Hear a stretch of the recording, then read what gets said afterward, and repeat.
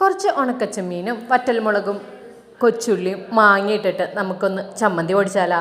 അപ്പോൾ നമുക്ക് മാങ്ങ ഒരു ജാറിലേക്ക് ഇട്ടു.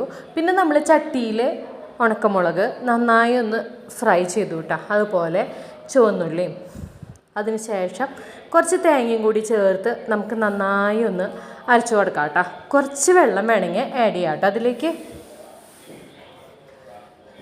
ഇത് ഉണക്കച്ചെമ്മീൻ പിന്നെ ലാസ്റ്റ് ഒന്ന് ക്രഷ് ചെയ്യണുള്ളൂ, ആദ്യം അരയ്ക്കുന്നില്ല കേട്ടോ. അപ്പം നമ്മൾ അരച്ചു, എന്നിട്ട് അതിൻ്റെ ഉള്ളിലേക്ക് പിന്നെ ഉണക്കച്ചെമ്മീൻ ഇട്ടു, കുറച്ച് ഉപ്പും ചേർത്ത് കൊടുത്തു കേട്ടോ.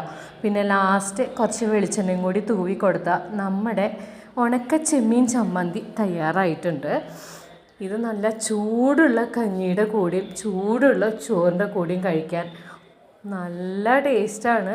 പറയാതെ തന്നെ അറിയാമല്ലോ, ഈ മഴക്കാലമല്ലേ, പനി സീസണല്ലേ. അപ്പോൾ ഈ ചമ്മന്തിയും കൂടി എല്ലാവരും ഒന്ന് ട്രൈ ചെയ്യാം കേട്ടോ.